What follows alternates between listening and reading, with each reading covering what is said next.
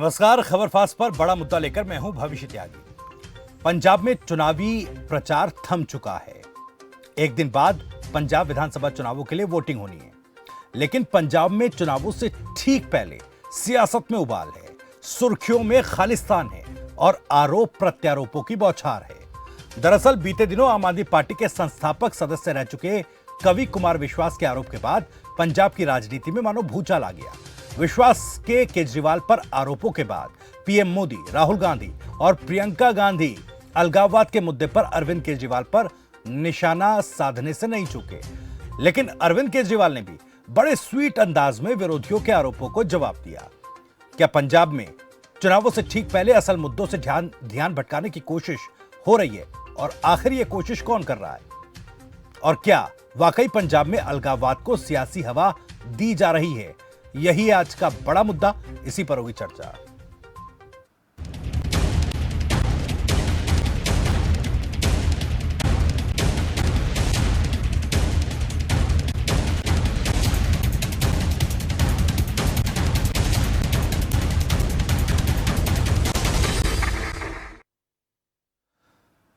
तो पंजाब में चुनावों से ठीक पहले खालिस्तान की चर्चा सुर्खियों में क्यों आई और अलगाववाद के मुद्दे पर पंजाब में किस तरह का सियासी घमासान हो रहा है, इस रिपोर्ट में समझिए।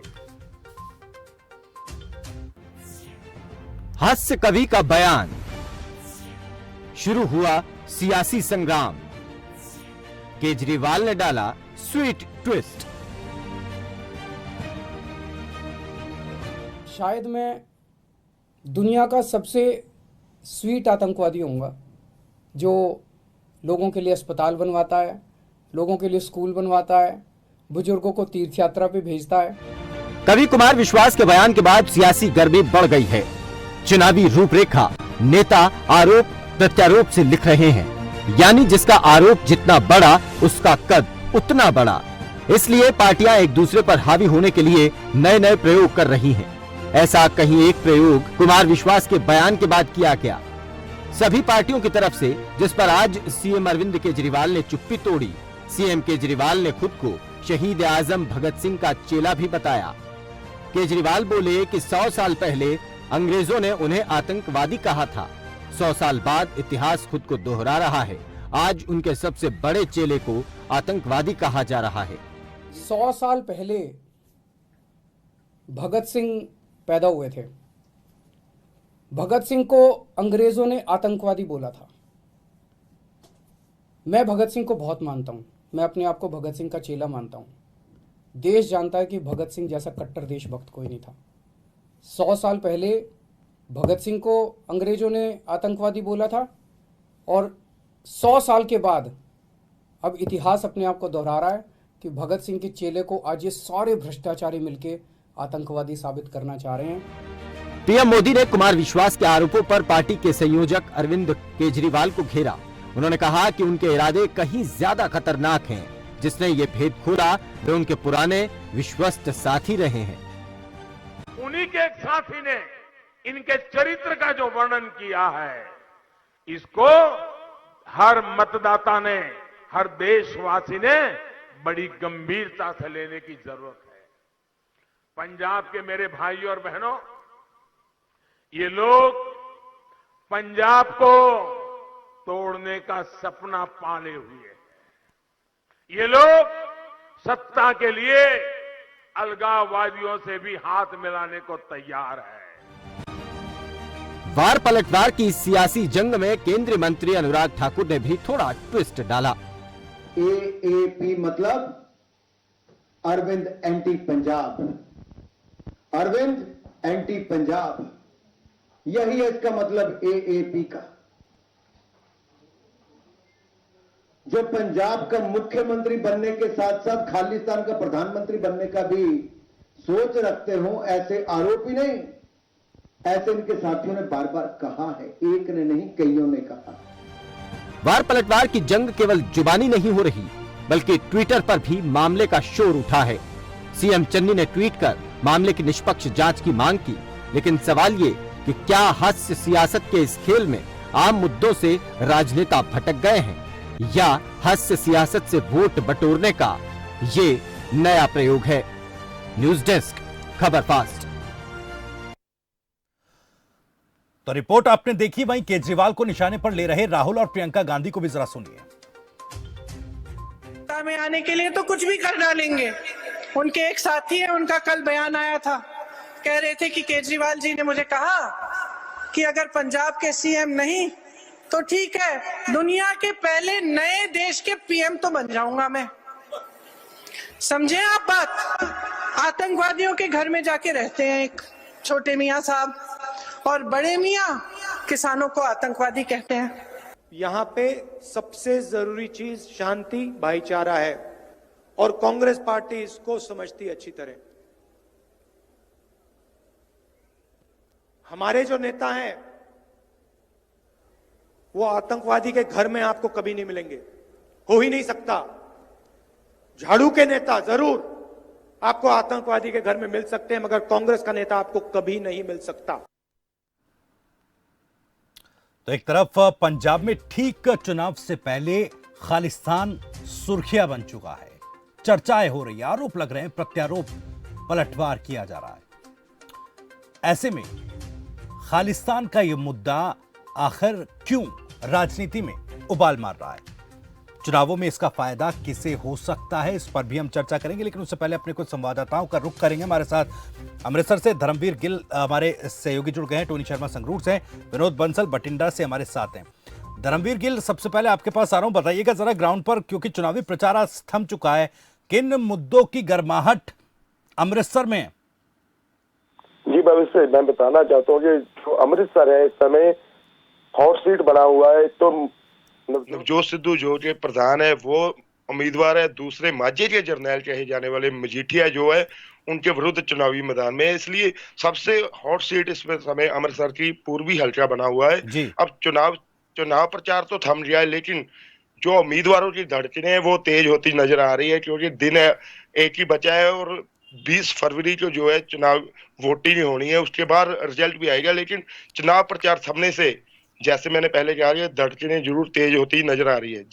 जी बिल्कुल, जैसा मैंने पूछा धर्मवीर, क्या कुछ मुद्दे हैं जनता के बीच, जैसा आप लोग लगातार रहते हैं, चूंकि एक के बाद एक, क्योंकि कई गारंटियां अरविंद केजरीवाल ने भी पंजाब के लिए उनका ऐलान किया, लेकिन अब जिस तरह से सियासत पलटी है ठीक उपचुनाव, इन चुनावों से पहले ऐसा लग रहा है कि तमाम राजनीतिक पार्टियों के निशाने पर अरविंद केजरीवाल आ गए हैं।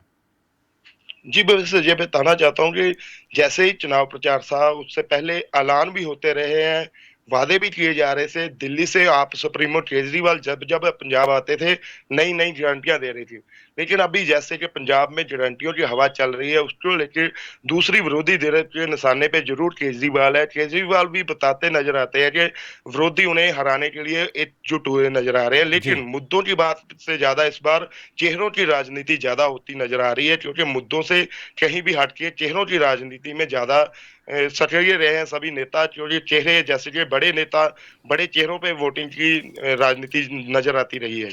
जी जैसा आपने कहा धर्मवीर, चेहरों की राजनीति ज्यादा हावी है, मुद्दे कहीं ना कहीं जो असल मुद्दे पंजाब की सियासत में होने चाहिए, आम जनता से जुड़े हुए, पंजाब के हितों से जुड़े हुए, वो कहीं ना कहीं गायब होते दिख रहे हैं। तो ऐसे में किस चेहरे पर ज्यादा चर्चा जनता के बीच?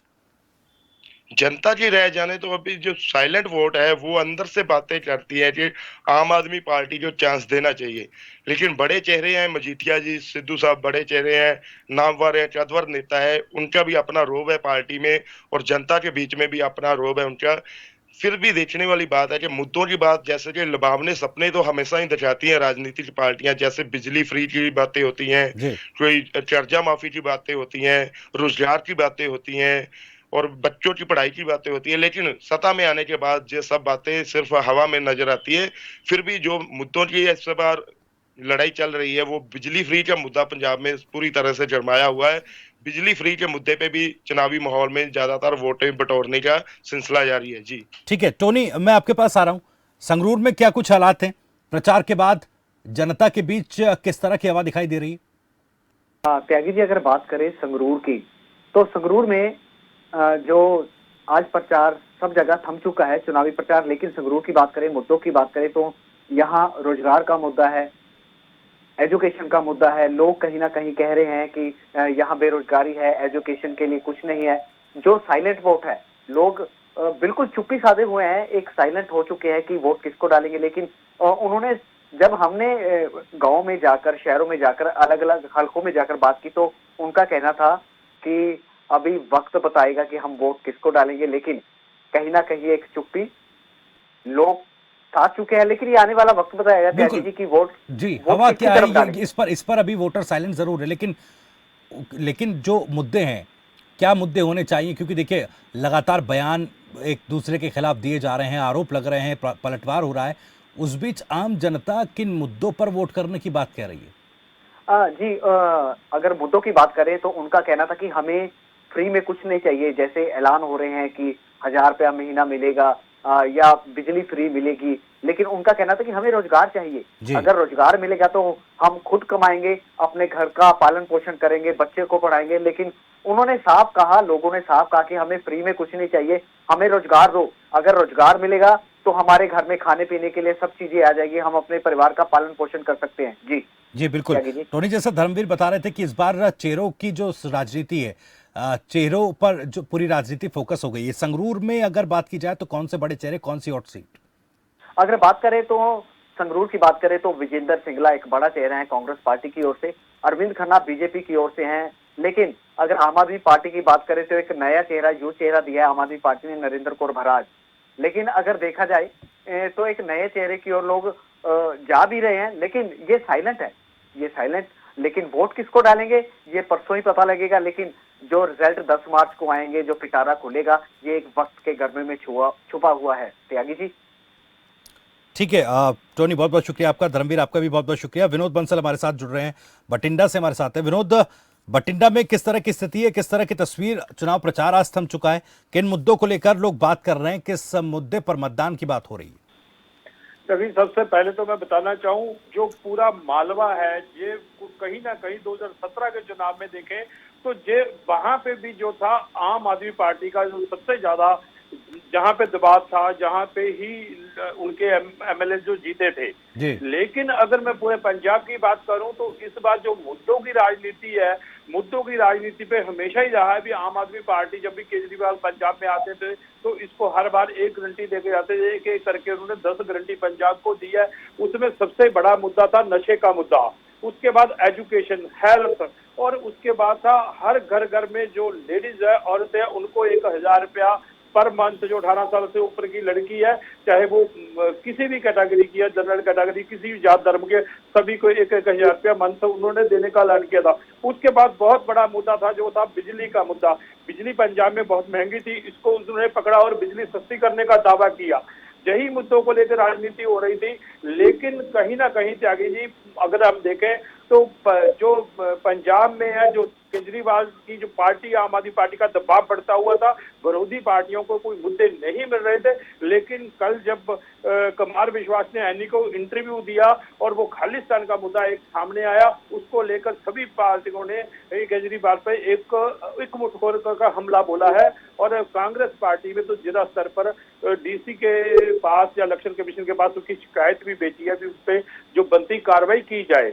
लेकिन उनको कोई और चुनावी मुद्दा ना मिलने के कारण एकमुठ होकर, एक साथ होकर केजरीवाल के डर के सामने सभी पार्टियां एकमुठ होकर केजरीवाल के खिलाफ होती हुई पंजाब में दिखाई दे रही हैं अभी तक। जी, मालवा क्षेत्र का जिक्र आपने किया विनोद, मुझे समझाइएगा जरा, जो सिख धर्म के धार्मिक अनुष्ठान है, डेरा, अलग अलग डेरे हैं, उनका जो प्रभाव है, और क्योंकि हर एक पार्टी रुख करती है डेरों का, हर एक पार्टी कोशिश करती है कि जो वोट बैंक है ये हमारी तरफ हो, इसको लेकर किस तरह का रुझान इन तमाम डेरों का, तमाम धार्मिक जो अनुष्ठान है उनका दिखाई दे रहा है? दूसरा ये सवाल कि जो एक राजनीति एकदम से उठी खालिस्तान, अलगाववाद को लेकर, क्या इसका प्रभाव वोटर्स पर पड़ सकता है?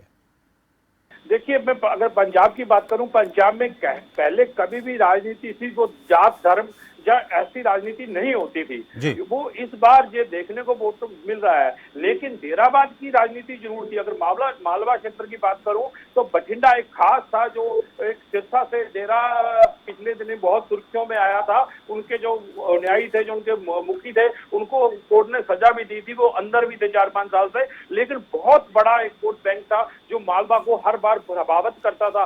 इसी से लेकर लोगों का मानना यही है भी उसी को लेकर राजनीतिक पार्टियों ने उनका प्रभाव कम करने के लिए ये एक्शन लिया और उनको घेर कर पकड़कर अंदर कर दिया। लेकिन चाहे उनके वो अंदर हो चुके हैं, लेकिन जो उनके चाहने वाले लोग हैं उनकी संख्या में कोई कमी नहीं आई। एक डेरा बाद जो शिक्षा का लेकर अगर हम सबसे बड़ी बात करें, उसका बहुत बड़ा वोट बैंक बठिंडा के भिंडा, मानसा, मौड़, मानसा में अगर करें, मौड़ में करें, रामपुरा में करें, ये मालवा क्षेत्र को प्रभावित करता है। लेकिन मैं आपको ये बताना चाहता हूँ, इस बार एक नई राजनीति, जब नरेंद्र मोदी जी पंजाब में आए तो वो अमृतसर साहब जाते हैं, जो एसजीपी के प्रधान है उनके साथ 2 घंटे तक मुलाकात करते हैं। उसके बाद आज भी एक तस्वीरें सामने आई हैं भी नरेंद्र मोदी जी के घर पे संत सींचेवाल जी है, दिल्ली सिख गुरुद्वारा कमेटी के जो मुखिया वो है, और बख डेरे हैं उनके जो मुखिया, जो सिख समुदाय है उनके जो मुखिया, उनसे मुलाकात की है। ये एक राजनीति जो बीजेपी उनको अपने साथ करने की कोशिश कर रही है, लेकिन इससे कहीं ना कहीं अगर एक दिन में कोई ना कोई बदलाव आता है तो बिल्कुल हम ये कह रहे थे, पहले किसान आंदोलन के टाइम ये माना जा रहा था बीजेपी को कहीं भी किसी को घुसने नहीं दिया जाएगा, लेकिन बीजेपी अपना एक आधार, जनाधार बनाती हुई नजर आ रही है। बिल्कुल ठीक है, ठीक है नजर नहीं आ रही। विनोद ये सवाल, क्योंकि देखिए इससे पहले लग रहा था कि भाई जब कैप्टन अमरिंदर ने सत्ता छोड़ी, पार्टी छोड़ी, उसके बाद ऐसा लग रहा था कि बाइपोलर चुनाव होगा, एक तरफ कांग्रेस होगी दूसरी तरफ आम आदमी पार्टी। लेकिन जिस तरह से कैप्टन अमरिंदर ने अपना दांव चला बीजेपी को साथ लेकर, एक क्या पूरी अभी ये लड़ाई ट्रायंगुलर हो गई है? सर ट्रायंगुलर नहीं, 4 गुना लड़ाई हुई है, चारों तरफा से लड़ाई हुई है। आप हम अगर श्रोमणी अकाली दल को इसमें से बोलना कतई गलती नहीं कर सकते। देखो आज तक जो पंजाब में सत्ता रही है, बारी बारी से सत्ता आती रही है, कभी कांग्रेस कभी श्रोमणी अकाली दल। चाहे बीजेपी श्रोमणी अकाली दल की बहुत पुरानी बाइबल पार्टी थी, लेकिन इस पर 35 साल का किसान आंदोलन में उन्होंने साथ छोड़ा। लेकिन इस बार जो है कैप्टन अमरिंदर सिंह का साथ बनना और श्रोमणी अकाली दल से टूटकर जो अलग लड़ा हुआ है ढींसा वाला जो श्रोमणी अकाली दल संयुक्त बना है, 4 गुना लड़ाई है। एक तरफ कांग्रेस लड़ रही है, दूसरी तरफ श्रोमणी अकाली दल है, तीसरी तरफ आम आदमी पार्टी है, तो चौथी जो भाजपा संयुक्त मोर्चा और पंजाब लोक कांग्रेस है। ये 4 गुना मुकाबला होने के कारण ही पंजाब में जो आने वाले चुनाव है, हो सकता है किसी की सरकार ना बन पाए, कोई हंग असेंबली की तरफ भी इशारा करता हुआ नजर आ रहा है। लेकिन लोग पंजाब के इस बार जो है कहीं ना कहीं ग्राउंड लेवल पे जो लोग हैं वो कहते हैं नए को देखेंगे। नए अगर नया बदलाव चाहते हैं, नए में भी इस बार एक बदलाव नहीं है, सिर्फ आम आदमी पार्टी नया नहीं है, दूसरे जो किसान संयुक्त मोर्चा वो भी नया है, पंजाब लोक कांग्रेस भी नया है। अब ये तो आने वाला वक्त ही बताएगा भी लोग किसको अपना वोट देते हैं और किसको सत्ता में लेके आते हैं। लेकिन एक बार ये लग रहा है इस बार पंजाब की राजनीति आसान किसी पार्टी के लिए नहीं होगी। पंजाब का जो चुनाव है वो बहुत मुश्किल है, और इसकी सीएम की कुर्सी को अगर पकड़ना है, जब सत्ता में आना है, तो इतना आसान पंजाब इस बार नहीं दिख रहा। ठीक है, बहुत बहुत शुक्रिया विनोद इस तमाम जानकारी और बातचीत के लिए। नजर आप बनाए रखिएगा, अपडेट चुनावों पर लगातार आपसे लेते रहेंगे। विपिन हमारे संवाददाता मोगा से हमारे साथ जुड़ रहे हैं। विपिन, मोगा में किस तरह की तस्वीर दिख रही है? आज प्रचार तो थम चुका है, क्या ग्राउंड पर रिपोर्ट किस तरह की हवा? बिल्कुल भविष्य जी, पंजाब में आज जो है चुनाव जो है थम चुका है। 6 बजे के बाद चुनाव थम चुका है। आपका दिन जो रहा वो रोड शो का दिन रहा, चाहे वो मैं कांग्रेस की बात करूं, चाहे भाजपा की बात करूं, चाहे अकाली दल की बात करूं, चाहे संयुक्त किसान मोर्चे वाली जो पार्टी है उसकी बात करूं, सभी पार्टियों ने आज अपना पूरा दमखम लगाया। लेकिन सबसे बड़ी बात देखने वाली ये आई, जहां कांग्रेस जो है सिर्फ जो है चन्नी जी से 111 दिन की बात कर रही है। अगर लोग कहते हैं कि सिर्फ क्या पंजाब में 111 दिन की सरकार चली जी, 2017 से कांग्रेस का पंजाब में राज चल रहा है, क्या सिर्फ 111 दिन को लेके अपना मुद्दा लड़ रहे हैं चुनाव का? पहले क्या किया? पहले जो कैप्टन साहब ने काम किया, इसका मतलब इनको मालूम था कि कैप्टन साहब कुछ काम नहीं कर रहे हैं और इनको इन्होंने आगे कर दिया, और अब सिर्फ 111 दिन के मुद्दे को लेके आगे चल रहे हैं। लेकिन उसका जो असर पड़ रहा है, अब लोग जो है वो चाहते हैं कि पंजाब में बदलाव हो, पंजाब में बदलाव की सरकार चाहते हैं। और अगर मैं ये कहूं कि जब से भाजपा ने इस बार 2022 में जो इंडिविजुअल चुनाव लड़ने की बात की है, वो उसमें लोग वोटरों में काफी उत्साह देखने को मिल रहा है। भाजपा के लोग अब भाजपा को पसंद कर रहे हैं। कोई सबसे बड़ी बात है कि डबल इंजन सरकार चाहिए पंजाब में। अगर पंजाब में इंडस्ट्री लानी है, देखिए पिछले 10 सालों से पंजाब की इंडस्ट्री जो है, सारी की सारी इंडस्ट्री जो है वो या तो हरियाणा में। ठीक है विपिन, आपने कहा बदलाव की बात, देखिए आम आदमी पार्टी को एक विकल्प के तौर पर पंजाब में देखा जा रहा था, लोग मान रहे थे कि ये एक विकल्प के तौर पर पार्टी उभरी है। लेकिन हालिया घटनाक्रम जो पंजाब की राजनीति में हुआ है, कैप्टन अमरिंदर सिंह का सत्ता छोड़ना, पार्टी छोड़ना, बीजेपी के साथ आना, आपने कहा बदलाव की बात करें, बदलाव ये आम आदमी पार्टी के हक में जा रहा है या फिर नए समीकरणों के हक में जा रहा है? नए समीकरण में जा रहा है, क्योंकि देखिए जो भाजपा कह रही है, अगर भाजपा सरकार की, हम डबल इंजन सरकार की यूपी की बात करें तो यूपी में कितनी डेवलपमेंट हुई है, अगर हरियाणा की बात करें तो हरियाणा में पंजाब से कहीं बेहतर डेवलपमेंट हुई है। पंजाब में क्या हुआ है बात ये बताए ना, आप आदमी पार्टी बात कर रही है दिल्ली की, तो दिल्ली में अगर हम एमएसडी की बात करें तो वो भी केंद्र सरकार के हाथ में है, पुलिस की बात करें तो वो भी केंद्र सरकार के हाथ में है जी। खाली बिजली के बिल माफ कर देना कोई डेवलपमेंट नहीं है, कोई ये नहीं है कि ये होगा जी। लॉलीपॉप देने से कुछ नहीं होगा। लोग चाहते हैं कि ऐसी सरकार आए। जो सबसे बड़ा मुद्दा है इस समय यहाँ पर चल रहा है, सेहत का मुद्दा है, एजुकेशन का मुद्दा है, इंडस्ट्री का मुद्दा है, बेरोजगारी का मुद्दा है। पंजाब में अगर हम बात करें 2017 की, तो दो मुद्दों को लेकर जो है चुनाव लड़ा गया था। एक मुद्दा था नशे का और दूसरा बेअदबी का। लेकिन आज भी हम जब फील्ड में जाते हैं तो लोग कहते हैं जी बताओ कितना नशा चाहिए।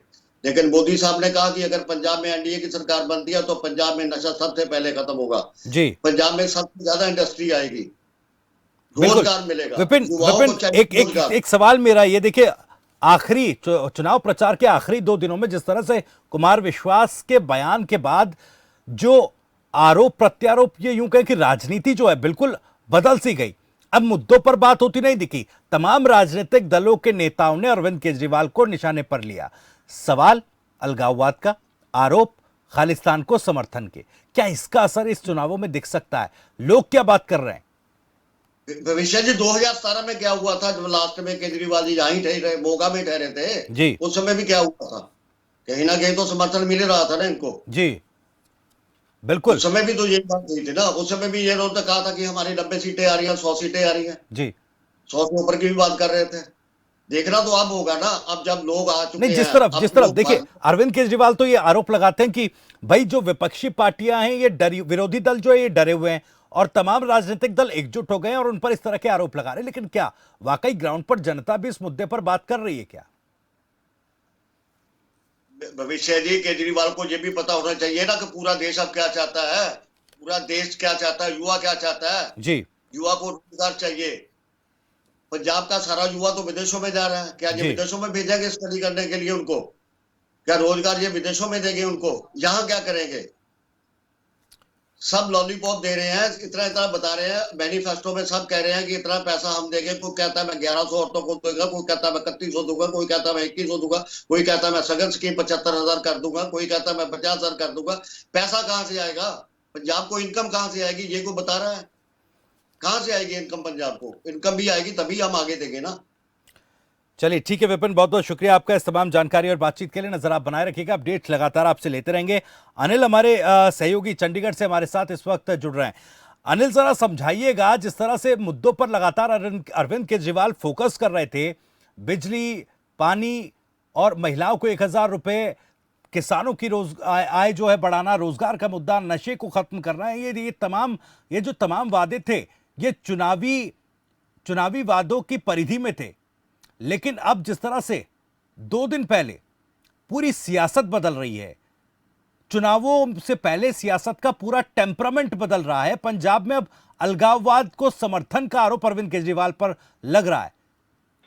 फिलहाल की अगर बात की जाए तो किस तरह का डायनामिक दिखाई दे रहा है? बिल्कुल, देखिए एक नया मुद्दा जरूर सामने खड़ा हुआ है। जिस तरीके से कुमार विश्वास की तरफ से जो बयान दिया गया है, उस बयान को लेकर अब तीखी आलोचना भी हो रही है। दूसरी तरफ अरविंद केजरीवाल अपनी सफाई भी रख चुके हैं और अभी तक जिस तरीके से चुनाव की बात की जाए तो चुनाव अभी तक जो बेसिक मुद्दे हैं उन पर जरूर था। आम आदमी पार्टी की तरफ से दिल्ली मॉडल की बात की जा रही थी और बड़ी घोषणाएं जो है की गई। आज कांग्रेस की तरफ से मैनिफेस्टो जो है वो लॉन्च किया गया और पंजाब मॉडल जो नवजोत सिंह सिद्धू का था उसे रखा गया। और दूसरी तरफ अकाली दल की तरफ से भी मैनिफेस्टो जारी किए गए, उसमें कई वादे किए गए। अभी तक चुनाव प्रचार जो है वो तमाम पार्टियों के जो दिग्गज नेता है उनकी तरफ से जो रैलियां भी की गई, उसमें ये बताने का प्रयास किया गया कि आखिर अगर सरकार आती है उनकी सत्ता में तो किस तरीके से आगे बढ़ेंगे और किन मुद्दों को लेकर आगे चला जाएगा। लेकिन अभी जिस तरीके से ये एक मुद्दा बना है, और इससे पहले अगर 2 दिन पहले की बात की जाए तो प्रवासियों को लेकर जो मुख्यमंत्री चरणजीत सिंह चन्नी की तरफ से जो बयान दिया गया था, वो भी एक बड़ा मुद्दा बना। उस पर सफाई जो है वो मुख्यमंत्री को फिर देनी पड़ी। इसको लेकर भी जो विपक्षी दल हैं उनकी तरफ से आलोचना की गई, और अब जिस तरीके से ये बड़ा मुद्दा बना है, इसको लेकर भी घेराबंदी शुरू हो गई है आम आदमी पार्टी की, और तमाम बड़े नेता जो हैं इस पूरे मुद्दे को लेकर जो है बयानबाजी कर रहे हैं। मुख्यमंत्री की तरफ से इस पूरे मामले की जांच करवाई जानी चाहिए। ये ट्वीट किया गया कि जो कुमार विश्वास कह रहे हैं उस पूरे मामले की जांच होनी चाहिए। तो कहीं ना कहीं अब जो अभी तक तमाम मुद्दों पर चुनाव लड़ा जा रहा था, अब मुद्दा एक तरफ अलगाववाद का खड़ा हो गया है। ठीक है, सवाल ये अनिल, सवाल ये है क्योंकि देखिए पुराने जो पूरा चुनावी कैंपेन रहा हर एक पार्टी का, खास तौर पर अरविंद केजरीवाल और आम आदमी पार्टी का, 10 गारंटियां दी गई, तमाम ऐलान घोषणाएं कर दी गई। आखिर के प्रचार के 2 दिन क्या उस कैंपेन पर, उन वादों पर, उन गारंटियों पर भारी पड़ सकते हैं क्या? बिल्कुल देखना होगा कि आगे किस तरीके से विपक्षी दल और इस पूरे मामले पर हमला बोलते हैं। और अभी तक क्योंकि खुद जो ये मुद्दा इतना बड़ा बना कि खुद जो दिल्ली के मुख्यमंत्री हैं अरविंद केजरीवाल, उनको इस पूरे मामले में सफाई देनी पड़ी। आज उनकी तरफ से प्रेस कॉन्फ्रेंस करके इस मामले पर कहा गया। और अब ये देखना होगा कि आने वाले 2 दिनों में किस तरीके से विपक्षी दलों के जो बड़े नेता हैं वो इस पूरे मामले को उठाते हैं, उस पर कहीं ना कहीं निर्भर रहेगा। चलिए, बहुत बहुत शुक्रिया अनिल आपका इस तमाम जानकारी और बातचीत के लिए। नजर आप बनाए रखिए कुछ चुनावों पर, चुनावों के हर अपडेट पर लगातार तमाम अपडेट्स हम आपसे लेते रहेंगे। तो बयानबाजी से घमासान, सुर्खियों में खालिस्तान, और इस खालिस्तान से किसे नफा और किससे नुकसान, इसी पर आगे हम चर्चा जारी रखेंगे। रुक रहे एक छोटे से ब्रेक के लिए।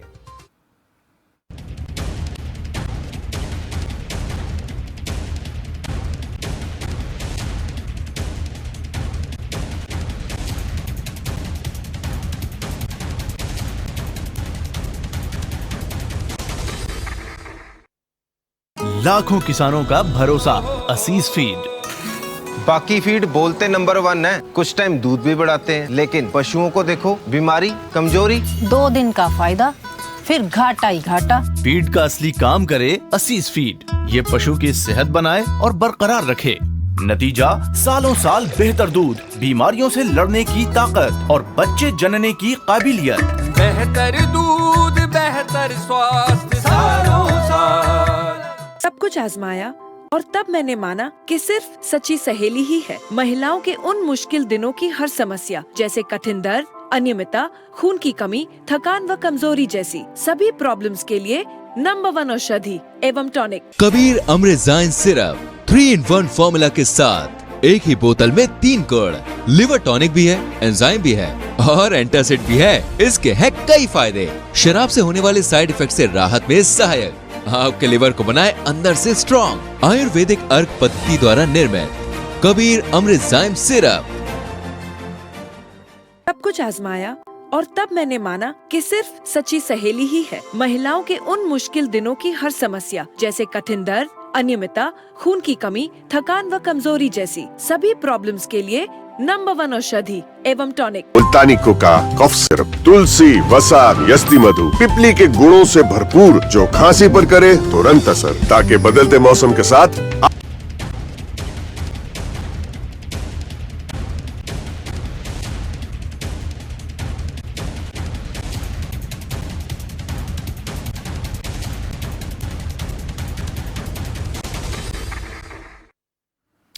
ब्रेक के बाद एक बार फिर स्वागत है आपका। बयानबाजी से घमासान, सुर्खियों में खालिस्तान और खालिस्तान की चर्चाओं से किसे सियासी नफा, किसे नुकसान। आखिर पूरा चुनावी कैंपेन जो दावों और वादों के इर्द गिर्द घूम रहा था, घोषणाओं की परिधि में था, वो आते आते क्यों आखिरकार अलगाववाद तक सीमित रह गया। इसी पर चर्चा करने के लिए कुछ खास मेहमान हमारे साथ जुड़ रहे हैं। प्रोफेसर मोहम्मद खालिद, राजनीतिक विश्लेषक हमारे साथ हैं। प्रोफेसर गुरमीत सिंह, वरिष्ठ पत्रकार हमारे साथ जुड़ गए हैं। बहुत बहुत स्वागत है आप दोनों मेहमानों का। जी, थैंक यू। जी, प्रोफेसर गुरमीत सिंह, मैं आप ही के पास आ रहा हूं। सबसे पहले पूरा चुनावी कैंपेन जो पंजाब में रहा तमाम राजनीतिक दलों का, देखिए एक तरफ जो अरविंद केजरीवाल की एक स्टाइल है राजनीति की, जिस तरह से फ्रीबीज की बात होती है, वो कहते हैं कि जी नशा हम वो करेंगे, पंजाब को रोजगार हम देंगे, तमाम समस्याओं पर बात करते हैं। लेकिन ये आखिरी के 2 दिन पूरा जो चुनावी कैंपेन वो खालिस्तान और अलगाववाद की परिधि में आ गया, इसी परिधि में सिमट कर रह गया। तो मैं समझने की कोशिश कर रहा हूं, क्या ये एक बड़ा फैक्टर पंजाब की राजनीति में होगा और ये पूरा चुनावी कैंपेन पर क्या ये 2 दिन प्रचार के आखिरी भारी पड़ने वाले हैं? देखिए, कोई भी चुनाव हो उसमें जो आखिरी के 2 दिन होते हैं वो बहुत महत्वपूर्ण होते हैं, क्योंकि कई बार मतदाता भी अपना मन बनाता है कि किस तरफ उसे जाना है। कई बार ये होता है, कहा जाता है कि लहर नहीं, लेकिन आखिरी 2 दिनों में चुनाव पलट जाता है और क्लियर मेजॉरिटी की तरफ सरकारें चली जाती हैं। तो आखिरी 2 दिनों में जो भी तरकश के तीर होते हैं, आप कहिए सभी राजनीतिक दलों के, वो निकाल के उस चुनाव में इस्तेमाल करने की कोशिश करती हैं। और इस चुनाव में आम आदमी पार्टी, इसमें कोई दो राय नहीं कि एक बड़ा प्लेयर बन के उभरी थी, और ज्यादातर जगहों पर ये लग रहा था कि वो बाकी पार्टियों से उन्हें बहुमत मिले या ना मिले, लेकिन वो आगे माने जा रहे थे। तो जाहिर सी बात है कि अब इस मुद्दे के उछलने के बाद जो विरोधी दल हैं वो ये उम्मीद कर रहे होंगे कि, और ये अगर आपको याद हो तो मुझे याद है पिछले चुनाव में भी ये एक विवाद उठा था एक बार, जब अरविंद केजरीवाल मिलने गए थे और उस व्यक्ति को जिससे वो मिलने गए थे उन पे ये आरोप लगा था कि वो अलगाववादी ताकतों से जुड़ा रहा है या उसका एक अतीत रहा है।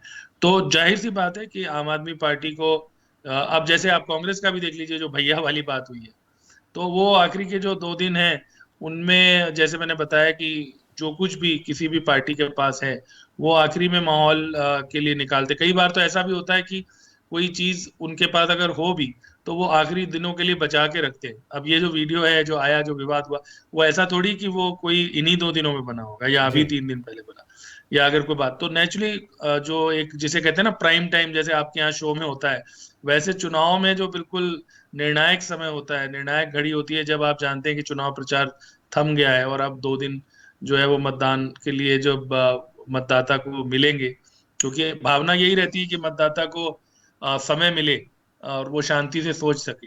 तो उस समय ये जो मुद्दे उछले हैं, अब ये देखना होगा कि उनका कितना असर राजनीतिक दलों के और विशेष तौर पे जैसे आपने कहा आप पर पड़ेगा। जी बिल्कुल ठीक है मोहम्मद खालिद साहब, जैसा कि गुरमीत सिंह साहब कह रहे हैं कि ये तो भाई चुनावी कैंपेन का प्राइम टाइम खालिस्तान, और इस प्राइम टाइम का मुद्दा खालिस्तान रहा, अलगाववाद रहा। आपका रिएक्शन?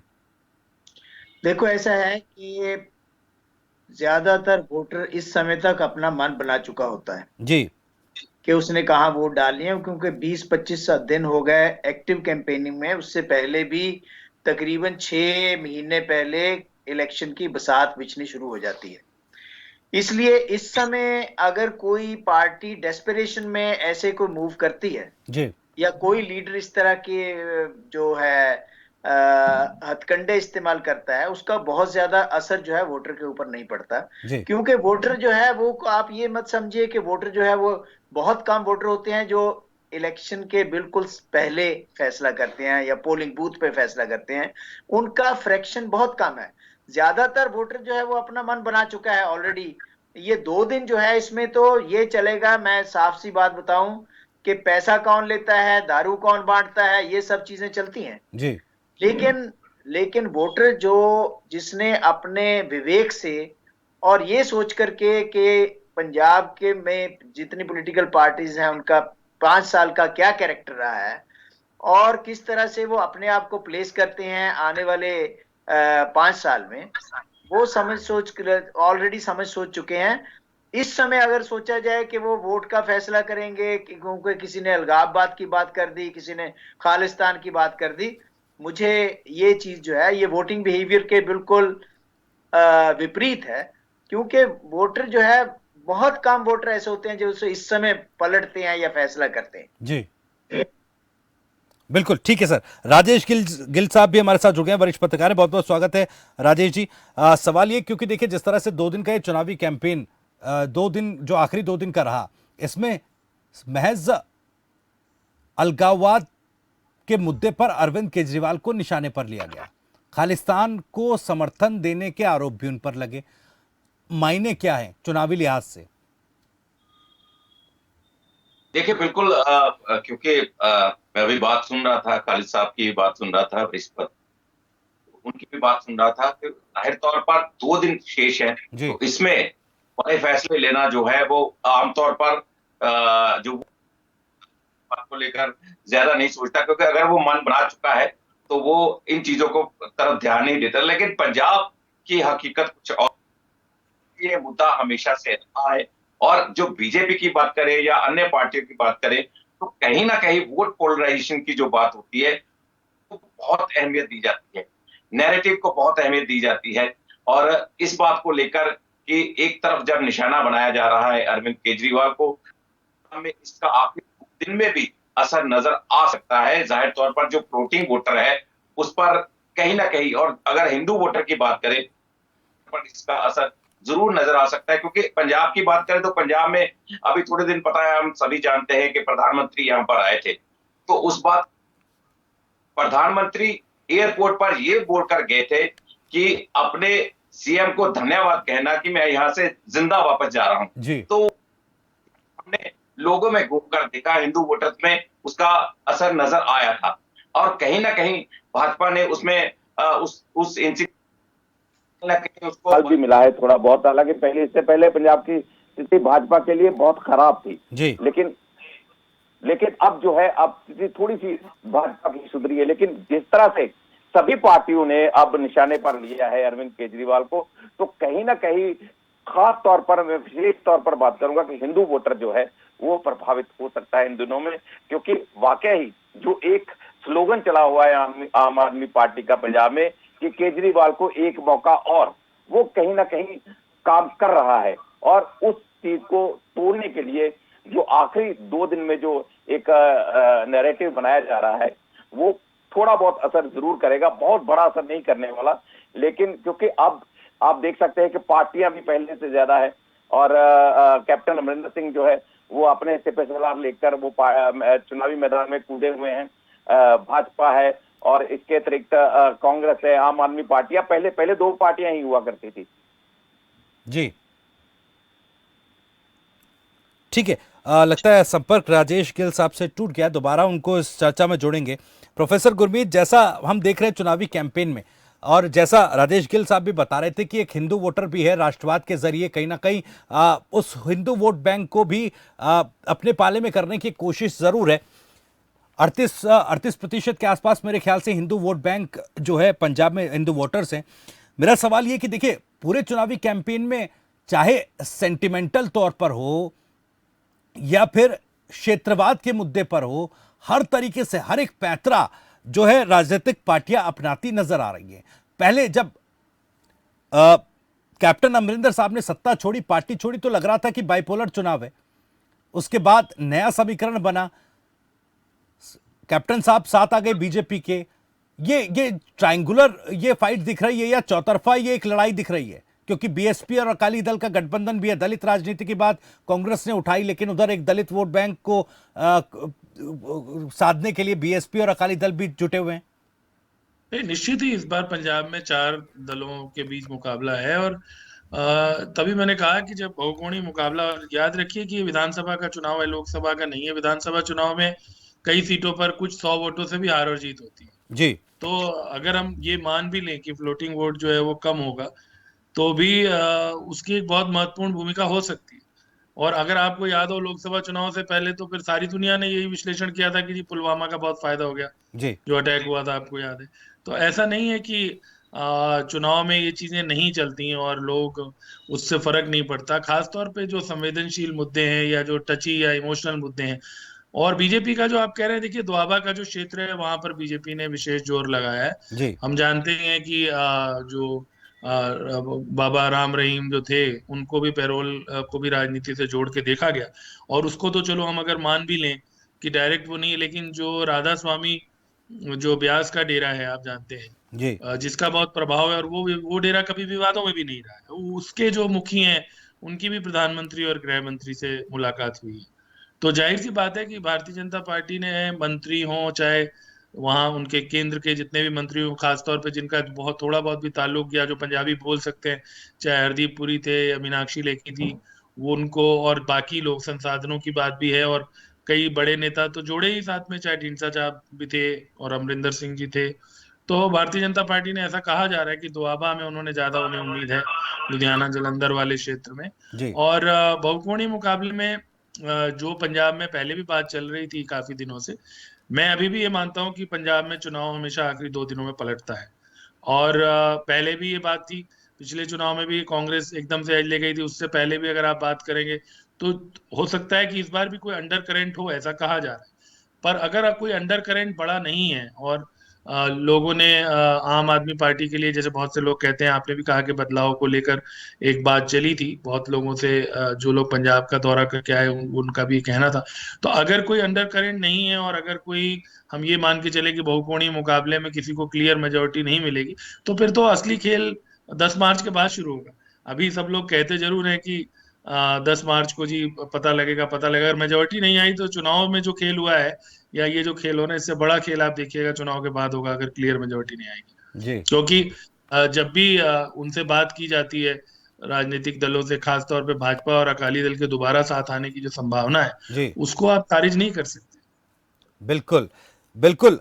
मोहम्मद खालिद साहब समझाइएगा, क्योंकि देखिए चौतरफा मुकाबला ये हो गया है और इसमें जैसा कि गुरमीत सिंह कह रहे हैं कि भाई असली खेल 10 मार्च के बाद शुरू होगा, अगर इस तरह के समीकरण बनते हैं तो। देखो ऐसा है कि खेल जो है वो असली 3 ही प्लेयर हैं मेजर जी, आम आदमी पार्टी और अकाली दल और आपका कांग्रेस। बीजेपी कैप्टन साहब के साथ मिलकर के चुनाव लड़ रही है, लेकिन बीजेपी का इंडिपेंडेंट जो बेस है वोट का, वो पिछले जितने भी चुनाव हम देखें उसमें पता ही है वो कम है। लेकिन अकाली दल के साथ मिलकर के वो इलेक्शन लड़ती रही है। प्लेयर मेन जो है वो आम आदमी पार्टी, अकाली दल और कांग्रेस है। बाकी जो कैप्टन साहब के आप बात कर रहे हैं, या देखो कोई भी पॉलिटिकल लीडर जो है वो पार्टी के साथ बड़ा होता है, पार्टी से हट करके अगर वो इंडिपेंडेंटली वो करता है, उसका बेस बहुत कम हो जाता है। इसी तरह से ये जो संयुक्त समाज मोर्चा है जी, उनका छिटपुट असर तो रहेगा। कोई जिस तरह से हम देखते हैं कि मनप्रीत बादल जब अकाली दल से सेपरेट हुए थे, उन्होंने अपना पॉलिटिकल पार्टी बनाई थी, 5% वोट उनको मिले थे, उसका प्रभाव तो पड़ा, लेकिन वो खुद इस काबिल नहीं थे कि वो कोई किंग मेकर की या कोई भूमिका निभा सकें। दूसरी चीज जो है वो ये है कि जो नैरेटिव सेट होता है इलेक्शन का, वो बहुत पहले सेट हो जाता है। बहुत कम लोग ऐसे होते हैं जो इस समय आकर के छुटपुट घटनाओं से प्रभावित होकर के वोट डालें।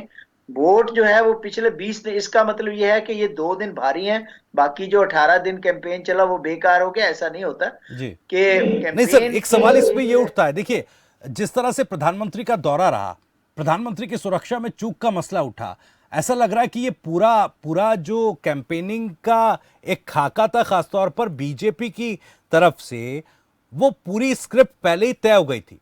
और उस लिहाज से कहीं ना कहीं ये जो 2 दिन है, इसका असर एक बड़े पैमाने पर पड़ सकता है, क्योंकि पंजाब की सुरक्षा का मसला है। मैं बताता हूं आपको, जहां तक प्रधानमंत्री की सुरक्षा वाली बात थी, जिसके ऊपर कोई कमेटी बैठी है, उसका थ्रू आउट इलेक्शन कैंपेन कोई किसी ने उसका जिक्र तक नहीं किया जी। ना ही एक मुद्दा था इलेक्शन के अंदर। बीजेपी ने उसको मुद्दा बनाने की कोशिश की, नो डाउट। 2-3 मुद्दे जो थे वो फ्लैग आउट करने की कोशिश की लास्ट दिनों में। एक तो यही जो धर्म का मुद्दा था, दूसरा सिक्योरिटी का मुद्दा। सिक्योरिटी का आपको पता है कि हमारी जो बॉर्डर है वो सेंट्रल गवर्नमेंट के पास है ऑलरेडी, वहां पर बीएसएफ, आईटीबीएफ, सीआरपी और आर्मी वगैरह सब लगे हुए हैं, फेंसिंग हुई है। इंटरनल सिक्योरिटी की जहां तक बात है, वहां पर हम देखते हैं कोई बहुत ज्यादा ये नहीं है कि हमारे पंजाब के अंदर कोई इंटरनल सिक्योरिटी की बहुत बड़ी समस्या है। हाँ, ये आपका ड्रग इश्यूज हैं, दूसरे छोटे मोटे इश्यूज चलते रहते हैं, ड्रग्स का एक मेजर इशू है, लेकिन अगर हम कहें कि वो इंटरनल सिक्योरिटी की बात है, ऐसा कुछ नहीं है। Things are fine. In Punjab. लेकिन अगर उसको आप कहें कि जी फलानी पार्टी पावर में आ जाएगी तो सिक्योरिटी ज्यादा हो जाएगी या कम हो जाएगी, ऐसी कोई बात नहीं है। किसी भी पॉलिटिकल पार्टी के पास कोई ऐसा फार्मूला नहीं होता, वो तो एजेंसीज ने जो काम करना है वो करना है, कोई भी पॉलिटिकल पार्टी पावर में आ जाए। जी। दूसरा, ये जो धर्म का छुटपुट जगह पर धर्म का वो किया गया, कोई सिखों को लेकर के, हिंदुओं को लेकर के, आपको पता नहीं कि पंजाब का एक अच्छा खासा वर्ग ऐसा है जिसमें आधा परिवार हिंदू है, आधा सिख है, आपस में शादियां हो जाती हैं, इसमें कोई बहुत बड़ी बात नहीं है। और ये चीज जो है, अगर हम सोचें कि अगर पंजाब के अंदर इस तरह के हिंदू वर्सेस सिख करने की कोशिश करें जिस तरह के रेस्ट ऑफ इंडिया में किया जाता है पोलराइजेशन की वजह से, वो यहाँ पर उसकी संभावना बहुत कम है। जी बिल्कुल ठीक है। राजेश गिल साहब, जिस तरह का नैरेटिव बना था खासतौर पर बीजेपी के खिलाफ किसान आंदोलन के जरिए, बीजेपी के लिए काफी ज्यादा मुश्किल दिखाई दे रही थी ना कि चुनावी राह पंजाब में तो बिल्कुल आसान रहने नहीं वाली, क्योंकि उनका जो एक वोट बेस काफी कम, जैसा आप सब लोग जानते हैं, हम सब लोग जानते हैं, अकाली दल से अलग होने के बाद। अब चूंकि ये जैसा घटनाक्रम का हम जिक्र कर रहे हैं, चाहे पीएम की सुरक्षा के बाद से जो घटनाक्रम चलते आ रहे हैं, और अब ये जो अलगाववाद की चर्चाएं और अरविंद केजरीवाल को निशाने पर लिया जा रहा है, क्या उस नैरेटिव से पूरा पर्सपेक्टिव आम वोटर का बदलने की कोशिश हो जो की है, इसका क्या असर? देखिए, ये एक बात तो बिल्कुल साफ है कि भाजपा जो है इस बार बीएसपी के साथ भले ही चुनाव लड़ रही है, लेकिन जो चुनाव लड़ने का तरीका अकाली दल के साथ था, या जो बड़ा वोट बैंक था, गांव जो है अकाली दल ने संभाले हुए थे और शहर जो है वो बीजेपी ने संभाले हुए थे, वो बड़ी चीज थी। लेकिन अब बसपा का प्रभाव सिर्फ और सिर्फ जो पंजाब का दोआबा का इलाका है, थोड़ा बहुत जो है उस पर प्रभाव है, बाकी जगह पर वैसा प्रभाव नहीं है। तो कह सकते हैं कि पहली बार जो है वो श्रोमणी अकाली दल जो है वो अकेले चुनाव लड़ रही है एक तरह से, और भाजपा जो है वो कैप्टन अमरिंदर सिंह के साथ चुनाव लड़ तो रही है, लेकिन उसकी स्थिति भी वही है जो अकाली दल की बसपा के साथ है, सिर्फ उतना सा ही थोड़ा बहुत इफेक्ट है। तो कह सकते हैं कि दोनों इस बार अकेले चुनाव लड़ रहे हैं। लेकिन बीजेपी का अक्स तब खराब हुआ जब किसान आंदोलन शुरू हुआ, उसके बाद बहुत सारी दुश्वारियां भाजपा के लिए पंजाब में, यहां तक कि उनके कैंडिडेट्स जो हैं या उनके लीडर जो है उनके साथ लिंचिंग तक हुई, ये कुछ हुआ, ये बहुत सारी चीजें सामने है, सभी जानते हैं हम। और उस चीज से अभी निकले नहीं पूरी तरह, चुनाव आ गए और चुनाव में किसी तरीके से ये कोशिश करनी कि हम सीटों पर कब्जा कर लें, सीटें जीत लें, ये बहुत मुश्किल काम है, बहुत कठिन डगर है। तो इसी दौरान एक बड़ी चीजें जो देखने को सामने मिली वो था ईडी का शोर। ईडी का शोर इतना ज्यादा था कि जो तमाम लीडर, बड़े बड़े कांग्रेस के बड़े चेहरे जिनके नाम जो है वो लिए जा रहे थे लगातार कि इनको ईडी के पंजाब में कहते हैं बाम मरोड़ना, बाजू मरोड़कर इनको अपनी तरफ लेके आना, ये बातें जो सामने आती थी। लेकिन अब वो चीजें कही जा रही हैं कि 10 मार्च के बाद फिर वो चीजें शुरू हो सकती हैं। अगर कोई अब कांग्रेस में लड़ता है तो उसको लड़ने दो, अगर किसी पार्टी में कोई चुनाव लड़ता है तो उसको लड़ने दो, इसको बाद में देखा जाएगा या बाद में कुछ उसका किया जा सकता है। खैर, मैं अभी वो खुल के वो बात नहीं कहना चाहता क्योंकि ये भविष्य की बात है, तो बाद में क्या होगा। लेकिन अभी जो मेन प्रमुख तौर पर आपका सवाल है कि भाजपा जो है वो किसी ना किसी तरीके से पोलराइजेशन की राजनीति करती आई है और अब भी कोशिश यही है कि पोलराइजेशन की राजनीति की जाए। लेकिन बात एक और साफ है कि ये सिर्फ महज बहुत थोड़ा समय है अब क्योंकि हम केजरीवाल वाले इंसिडेंट की जो है इस बात को लेकर डिस्कस कर रहे हैं, उस पर बात कर रहे हैं, तो जाहिर तौर पर ये बड़ी बात है क्योंकि 2017 का चुनाव आप देखिए, तब भी केजरीवाल इन्हीं बातों के कारण मुश्किल में आ गए थे। तब भी बहुत हवा थी आम आदमी पार्टी की और उसके बाद मुश्किलें खड़ी हो गई थी केजरीवाल के लिए, क्योंकि वो खासतौर पर जो मालवा रीजन है वहां पर कुछ ऐसी जगहों पर चले गए थे, कुछ ऐसे लोगों के साथ चले गए थे, उनके घरों में तक में चले गए थे जो कि गर्म ख्याली लोग हैं। तो उस बात का हिंदू वोटर पर बहुत असर पड़ा था। तो वही बात मैं कहने की कोशिश कर रहा हूं कि क्योंकि ये बहुकोणीय मुकाबला है, बहुत कम वोटों से निर्णय हो सकता है, सामने आ सकता है, इसलिए जो जर्नलिस्ट कम्युनिटी है वो भी पूरी तरह से अंदाजा नहीं लगा पा रही कि किसको इस बार बहुमत मिलेगा। कारण सिर्फ बड़ा कारण यही है कि बहुकोणीय मुकाबला है। तो इस लिहाज से जो थोड़े वोटर हैं वो भी बड़ा असर दिखा सकते हैं। तो इसलिए इस समय एक नैरेटिव बनाना अरविंद केजरीवाल के बारे में और सभी पार्टियों द्वारा चीख चीख कर इस संबंध में कहना, और उससे भी बड़ी बात केजरीवाल का सही ढंग से स्पष्टीकरण नहीं आना, ये एक बड़ी बात है। केजरीवाल का ये कहना कि ये सभी मुझे निशाना बना रहे हैं, दिस इज नॉट इनफ। मतलब अगर आम लोग इस बात को खरोदना शुरू कर दें तो फिर ये मैं समझता हूं कोई बड़ा स्पष्टीकरण नहीं है अरविंद केजरीवाल की तरफ से। और पंजाब की बात करें, पंजाब बहुत सेंसिटिव लोग हैं, यहाँ पर बहुत सेंसिटिव तरीके से सोचते हैं। बेअदबी का मुद्दा देखो आप, पंजाब में कैप्टन अमरिंदर सिंह की सत्ता गई तो इसी मुद्दे को लेकर गई, ड्रग्स के मुद्दे को लेकर गई। तो अब जाहिर तौर पर एक बार जब पंजाब चल पड़ता है किसी और, तो वो मुश्किलें खड़ी करता है, पंजाब के जो वोटर्स है खड़े करते हैं। लेकिन अब जो राहत की बात है आम आदमी पार्टी के लिए, वो सबसे बड़ी ये है कि समय कम है। इतने कम समय में बड़े वोटर्स को प्रभावित करना बहुत मुश्किल है, और वो भी खास तौर पर उस जगह पर जब अरविंद केजरीवाल का स्लोगन काम कर रहा हो, कि अरविंद केजरीवाल को एक मौका देने की जो बात है, जो स्लोगन है वो काम कर रहा हो। तो उस लिहाज से ये आम आदमी पार्टी के लिए राहत की बात। ठीक है सर। मोहम्मद खालिद साहब, एक सवाल मेरा ये, जैसा कि राजेश गिल साहब ने भी बीच में जिक्र किया कि जिस तरह से सफाई पेश करनी चाहिए थी, जितने एग्रेसिवली, क्योंकि आरोप बड़े संगीन, उतनी एग्रेसिवली उन्होंने अपनी सफाई पेश नहीं की। वो जवाब में क्या कहते हैं, ये हमारे शब्द नहीं है, ये अरविंद केजरीवाल कह रहे हैं कि भाई वो मुझ पर आतंकवादी होने का आरोप लगा रहे हैं, मैं दुनिया का शायद सबसे स्वीट आतंकवादी होऊंगा।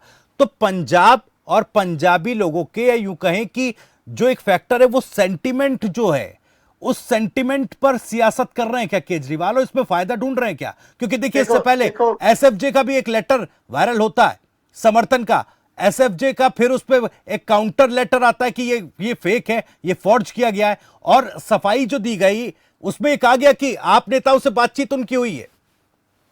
देखो, ऐसा है कि पिछले इलेक्शन में हम देखते हैं कि एक टाइम ऐसा था जब इलेक्शन की शुरुआत हुई, ऐसे लगता था कि आम आदमी पार्टी स्वीप करेगी last election, I am talking about 2017 जी। लेकिन बाद में इलेक्शन आते आते लोगों ने उनको अपोजिशन की भूमिका दी और सत्ता नहीं दी। इस इलेक्शन में भी उनको पता है कि जैसे दूध का जला छाछ फूक फूक के पीता है जी। उनको पता है कि ये जो मुद्दे हैं उनमें अगर वो फंस गए तो कहीं ना कहीं उनसे गलती हो जाती है, जिसका खमियाजा उनको इस इलेक्शन में भी भुगतना पड़ेगा जी। जब एक चीज रिवर्बरेट हो रही है कि लोग चेंज चाहते हैं, और उस चेंज का फायदा जो है वो केजरीवाल को एक मौका दो या भगवंत मान को आगे लाओ, अगर ये चीज जो है वर्क कर रही है कहीं ना कहीं, तो केजरीवाल भी कोई रिस्क ऐसा नहीं लेंगे कि कोई ऐसी बात कह दें। हालांकि उन्होंने एक बात जो अभी ये कही है कि हिंदू इज इन डेंजर वगैरह पंजाब में, इस तरह की चीज जो है वो पंजाब में चलेगी नहीं। और मुझे लगता है कि जो उन्होंने ओपनली इस चीज को रिबट नहीं किया जी। उनको यही है कि एक लेटर आता है उसका एसएफजेजे का कि जी समर्थन का, फिर अपोजिशन का, फिर कहा जाता है कि ये फेक है। इससे एक चीज तो जरूर सिद्ध होती है कि Kejriwal has emerged an important player, जहां तक के पंजाब में सत्ता के खेल का सवाल है, क्योंकि सारी पॉलिटिकल पार्टीज केजरीवाल पे फोकस कर रही हैं और ये लेटरबाजी भी हो रही है। ये सबसे ये तो हो गया है कि जो ट्रेडिशनल पॉलिटिकल पार्टीज हैं उनको ये लग गया है कि तीसरा विकल्प जो है लोगों के सामने जो है वो मजबूत है और उसके ऊपर फोकस है, जिसकी वजह से उसको आम आदमी पार्टी या केजरीवाल ज्यादा बोल करके उस चीज को गंवाना नहीं चाहते, इसलिए वो ओपनली इसके अगेंस्ट इस समय नहीं चल रहे हैं जी। चलिए ठीक है, बहुत बहुत शुक्रिया आप सभी मेहमानों का इस चर्चा में शामिल होने के, तमाम सवालों का जवाब देने के लिए। प्रोफेसर मोहम्मद खालिद साहब आपका बहुत बहुत शुक्रिया, प्रोफेसर गुरमीत सिंह साहब आपका भी बहुत बहुत शुक्रिया, और राजेश गिल साहब आपका भी बहुत बहुत शुक्रिया। आप खबरफाज के साथ जुड़े, इस चर्चा में शामिल हुए। तो फिलहाल पंजाब में चुनावी प्रचार थम चुका है। चुनावों में घोषणाओं, वादों, दावों, गारंटियों के बाद आखिरी 2 दिन अलगाववाद पर, केजरीवाल पर निशाना तमाम राजनीतिक दल साधते नजर आए। चुनावी समीकरण क्या बन रहे हैं और क्या इन तमाम मुद्दों का, खासतौर पर अलगाववाद और खालिस्तान के मुद्दे का, अरविंद केजरीवाल पर आरोपों का असर पंजाब के वोटर्स पर पड़ेगा, ये आने वाले वक्त में तय हो जाएगा। इसी के साथ बड़ा मुद्दा में इतना ही। नमस्कार।